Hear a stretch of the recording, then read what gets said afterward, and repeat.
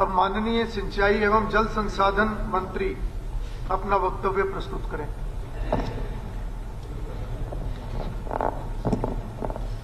Speaker sir, ये जो आज चर्चा का जो विषय है बहुत गंभीर विषय है और जो माननीय सदस्यों ने जो कंसर्न्स रेज करे हैं वो उतने इक्वली कंसर्न्ड हम लोग हैं और गवर्नमेंट कमिटेड है कि ये जो स्थिति है इसमें सुधार आए। सरकार ने क्वालिटी और क्वांटिटी के संबंध में कार्य इस डायरेक्शंस में कर रही है और सबसे पहले सरकार ने 2200 ऑब्जर्वेशन पॉइंट्स पर नियमित रूप से भूजल की क्वालिटी और क्वांटिटी पर मॉनिटरिंग का काम कर रही है। Central ground water board Bharat सरकार की संस्था ने भी इस डिक्लाइनिंग क्वालिटी की ओर इशारा किया है। क्वालिटी में सुधार करना एक स्लो प्रोसेस है। स्टडीज करवाने पर यह संकेत मिले हैं कि वर्तमान स्थिति के लिए डेकेड से इस कार्य में ना कोई काम होने के कारण ये स्थिति में आज हम हैं, जिससे ग्राउंड वाटर की सैलिनिटी और वाटर लॉगिंग हुई है। 2018-19 में वर्टिकल ड्रेनेज टेक्निक का प्रयोग करके वाटर लॉगिंग एरिया को इस प्रॉब्लम से मुक्त करवाने का कार्य किया गया और जिसके रिजल्ट्स भी सामने आए हैं और इस दिशा में लगातार काम चल रहा है और काम करने की जरूरत है। 2018-19 में इरिगेशन डिपार्टमेंट द्वारा 108.78 करोड़ रुपए खर्च करके 26,110 एकड़ भूमि को वाटर लॉगिंग की समस्या से मुक्त करवाया। विभाग इस संबंध में एक बड़ी योजना जिसके तहत 1,388 करोड़ की लागत से लगभग 2 लाख एकड़ भूमि को वाटर लॉगिंग की प्रॉब्लम से वर्ल्ड बैंक से फाइनेंस करवाकर 26 से 31 तक वाटर सिक्योर हरियाणा स्कीम लागू की जा रही है माननीय चीफ मिनिस्टर साहब के नेतृत्व में। आप सभी जानते हैं कि हरियाणा एक वाटर डेफिसिट स्टेट है। स्टेट में भूजल स्तर खास तौर पे मीठे पानी वाले क्षेत्र में हेवी एक्सप्लॉयटेशन से ग्राउंड वाटर लेवल का गिरना एक गंभीर प्रॉब्लम है, जिसको रोकने के लिए सरकार ठोस कदम ले रही है। ग्राउंड वाटर रिसोर्स एस्टिमेशन 24 में सभी ब्लॉकों की स्थिति का वर्णन किया गया है, जिसका ब्यौरा सदन के पटल पर रख दिया गया है।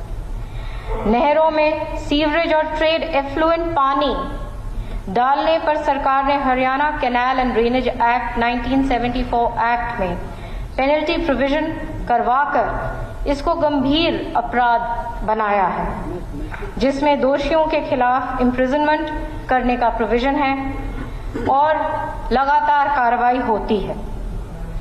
राज्य के कृषि एवं कल्याण विभाग द्वारा 13 मेंशन डिस्ट्रिक्ट्स रोहतक, झज्जर, सोनीपत, भिवानी, हिसार, जींद, चरखी दादरी, फतेहाबाद, फरीदाबाद, गुरुग्राम, सिरसा, पलवल, मेवात में सब सरफेस और वर्टिकल ड्रेनेज सिस्टम टेक्नोलॉजी का प्रयोग करके वाटर लॉगिंग की समस्या को वर्ष 22-23 में 25,490 एकर्स और 23-24 में 7,155 एकर्स और 24-25 में 53,167 एकर्स भूमि को इस समस्या को दूर करने का काम कर रही है। राज्य में कृषि एवं कल्याण विभाग द्वारा राज्य में फसलों के जो डाइवर्सिफिकेशन प्रोग्राम्स हैं, हरियाणा सरकार के मेरे पानी मेरी विरासत स्कीम को 2021 में लॉन्च किया, जिस द्वारा कम पानी की की खपत वाली फसलें उगाने पर किसानों को 7,000 रुपए पर एकड़ सब्सिडी बेनिफिट दिया गया। वर्ष 22-23 में इसमें 58,000 एकड़ पर उपरोक्त उपज करने पर किसानों को 41.23 करोड़ रुपए और 23-24 में 36,174 एकड़ पर कम पानी वाली फसलों का उपज करने पर 25.32 करोड़ रुपए सब्सिडी बेनिफिट किसानों को दिया गया है। 24-25 तक कृषि विभाग ने 65,650 एकड़ भूमि का रजिस्ट्रेशन किया है।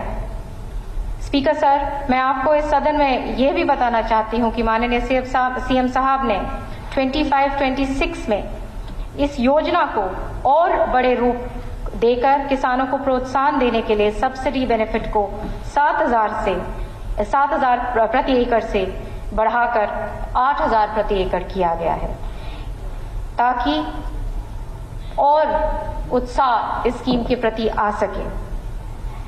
भारत सरकार द्वारा अटल भूजल योजना राज्य के 14 जिलों वाटर डेफिसिट डिस्ट्रिक्ट्स के 36 ब्लॉकों के 1647 ग्राम पंचायतों में सिंचाई विभाग द्वारा लागू की गई है, जिससे ग्राउंड वाटर टेबल पर कम दबाव डले।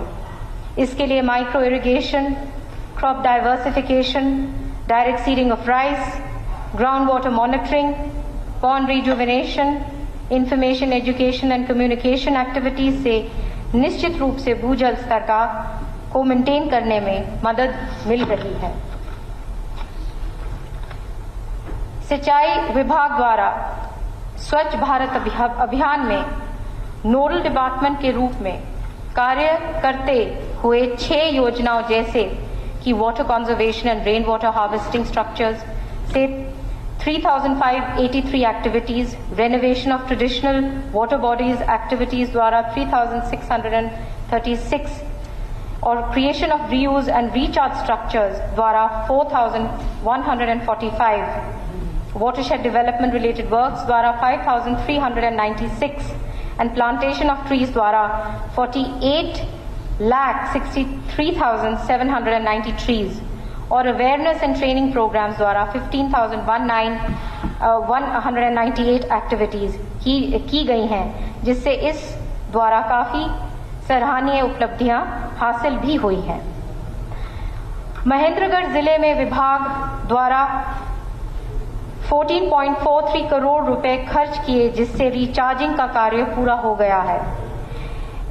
हो गया, जिससे आसपास के गांव में भी वाटर लेवल टेबल में सुधार की टेंडेंसी दिखाई दे रही है। बरसात के मौसम में ज्यादा पानी उपलब्ध होने की वजह से नहरों द्वारा कृष्णावती दोहान में पानी छोड़ा जाता है, जिससे इस एरिया के किसानों को फायदा हो रहा है और वाटर रिचार्जिंग में भी फायदा हुआ है। सिंचाई विभाग में 7/12/22 को हरियाणा वाटर रिसोर्सेज अथॉरिटी का गठन किया, जिसका उद्देश्य ground water management and regulation करना है और प्रभावी रूप में से उद्देश्य भी हासिल किया जा रहा है। इस अथॉरिटी ने 24-25 तक वाटर कंजर्वेशन एक्टिविटी के लिए 90 करोड़ रुपया अलग अलग विभागों को दिए हैं। 25-26 के लिए अप्रोक्सीमेट 100 करोड़ रुपए का प्रोविजन वाटर कंजर्वेशन एक्टिविटी के लिए किया है। सरकार द्वारा micro irrigation and command area development authority MICADA का गठन 2021 में किया गया, जहां माइक्रो इरिगेशन सिस्टम पर काम करते हैं।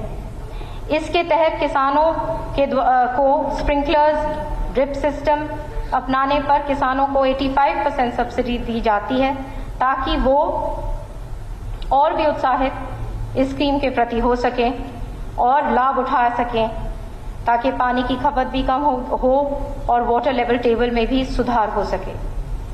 इसमें अब तक 2,72,537 एकर्स लैंड द्वारा 950 करोड़ रुपए खर्च किए गए हैं।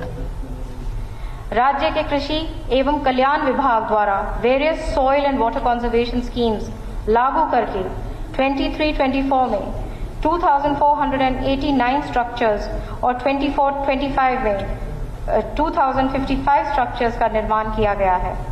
भारत सरकार द्वारा प्रकाशित ground water report 24 dynamic ground water resources estimation report as on March 24 ये दर्शाती है कि राज्य में 23 की तुलना में मार्च 24 तक वाटर रिचार्ज में वृद्धि हुई है।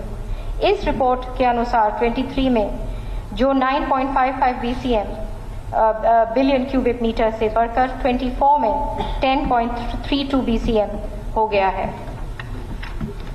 स्पीकर सर, ये सारी स्कीम्स ये उसी दिशा में है, काम बहुत किया गया है और आगे भी इस पे युद्ध स्तर पर काम माननीय चीफ मिनिस्टर साहब ने हमेशा यही कहते हैं कि ये जैसे सब कह रहे हैं कि वाटर इज लाइफ, और इसको बहुत गंभीरता से लिया जा रहा है और काम हो रहा है। धन्यवाद।